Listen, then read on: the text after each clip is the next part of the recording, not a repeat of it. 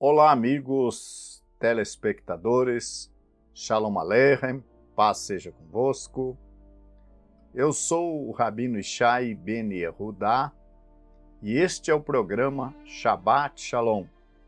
Vamos, neste dia, focar mais uma paraxá, mais uma porção da Torá, do Pentateuco, chamada Vaigash, que significa e chegou. Antes, porém, vamos ver aí a abertura do Shabat, como acontece nos lares judaicos daqueles que servem ao Eterno.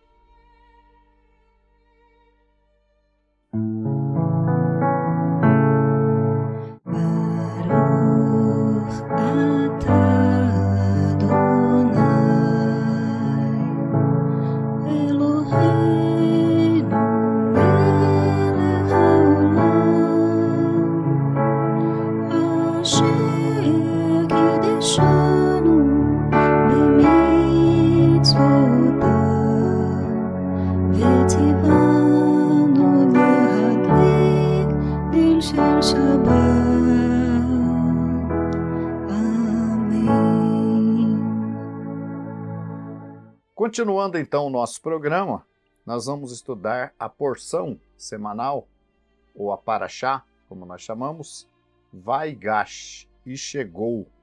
O texto bíblico começa aqui no capítulo 44 de Gênesis, no versículo 18. Então Judá se chegou a ele e disse: Ah, Senhor meu, deixa-me, peço-te, o teu servo dizer uma palavra aos ouvidos de meu senhor, e que não acenda a tua ira contra o teu servo, porque tu és como Faraó.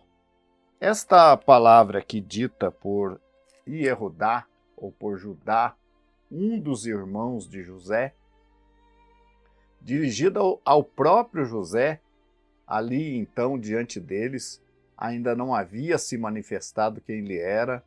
Então nós estamos falando aqui dos irmãos de José, já no Egito, conversando com José, mas como o governador do Egito, e não como o seu irmão. Eles não o conheceram. Então, José havia se tornado governador, como a gente já explicou anteriormente na outra paraxá. Ele havia se tornado governador do Egito, porque ele foi levado para o Egito, vendido pelos seus irmãos, que o deram por morto. O seu pai também o tinha por morto. Mas finalmente vem uma fome na terra naqueles dias, e os irmãos de José, então, são enviados ao Egito para comprar comida, porque era o único lugar onde havia comida naquela época. Deus havia trabalhado através de José, e José havia então conduzido o Egito de tal maneira, como governador, como homem número 1 ali no Egito, depois do faraó, da confiança de faraó. José havia levado o Egito a estar preparado para aqueles 7 anos de fome que viriam. Então, Abraão manda ali os seus irmãos negociarem com o faraó, e eles são atendidos pelo seu irmão. E esse momento aqui desta paraxá é um momento muito interessante, porque esse momento começa com a súplica de Yehudá ao poderoso governante egípcio pela vida do seu irmão Benjamim, alegando que seu pai, Jacó, certamente morreria de dor se perdesse Benjamim, o filho mais jovem. Antes disso, o que havia acontecido? José havia dado mantimentos para eles levarem ao Egito, e José usa de uma estratégia, manda colocar um objeto dentro da bagagem de Benjamim, e depois manda os seus homens atrás, e eles passam então por ladrões, obviamente, por terem furtado um objeto ali do governador. Na verdade, eles não haviam furtado, foi o próprio José que colocou, mas numa estratégia de fazê-los voltar até ele. E eles voltam a José, preocupados, e José coloca como condição que eles deixassem Benjamim com ele e fossem buscar o seu pai Jacó. Então, esse é o momento em que começa aqui a nossa paraxá, nossa porção de hoje, falando da súplica, então, de Yehudá, ali diante do seu irmão, lembrando das visões que José teve, dos sonhos que José teve, quando ainda vivia com seus irmãos, que eram as 12 estrelas se dobrando diante dele, né? E então isso vem se cumprir nesse momento em que os seus irmãos tiveram que se humilhar para poder conseguir comida no Egito. Um dos grandes pontos dessa paraxá também nos leva à compreensão de uma profecia que nós sabemos que irá se cumprir no final dos tempos. Até hoje, o nosso povo de Israel não reconhece, obviamente que uma parte do povo de Israel. Eu tenho dito para vocês que Romanos capítulo 11, se você prestar bem atenção, se você atentar para o que está escrito em Romanos 11, você vai ver que aquela oliveira é o povo de Israel. Eu tenho explicado que Deus, não foi Deus que rejeitou as nações. No começo, Deus se manifestava a qualquer um. Deus se relacionava, ou qualquer um, melhor dizendo, das nações, se relacionava com Deus, sem intermediário algum. Mas como a grande parte das nações rejeitaram a Deus, preferiram seus ídolos, preferiram seguir os seus próprios pensamentos. E eu chamo a atenção de todos porque isso é uma coisa que está no homem. O homem não quer se submeter a Deus, fazer o que Deus manda e da maneira que Deus manda. Lembrando que Yeshua disse, nem todo aquele que me diz Senhor, Senhor, entrará no reino dos céus, mas aquele que faz a vontade de meu Pai que está nos céus. É muito importante que a gente que teme a Deus, que você que teme a Deus, procure conhecer a vontade de Deus. Renda-se a Deus de todo o seu coração. Permita que o Ruach HaKodesh, o Espírito Santo, possa operar em você, possa quebrantar o seu coração e fazer com que você obedeça a Ele, faça a vontade dEle. Então, voltando na nossa meditação da Paraxá, o que acontece? Os irmãos de José, agora José vai se dar a conhecer finalmente a seus irmãos. Ele usa ali uma estratégia para fazer com que os seus irmãos voltassem humildes diante dele, porque ele queria ficar com Benjamim. No final dos tempos, meus amados, Yeshua será reconhecido pelos seus irmãos. Eu dizia, Romanos 11 fala da oliveira. Uma parte dessa oliveira foi quebrada. Alguns galhos foram quebrados. Não secos, foram quebrados. Esses galhos quebrados representam o nosso povo de Israel, que ainda não reconheceu a Yeshua como Messias. Eu frisei que não são galhos secos, porque um galho seco ele não tem como ser reenxertado ou enxertado.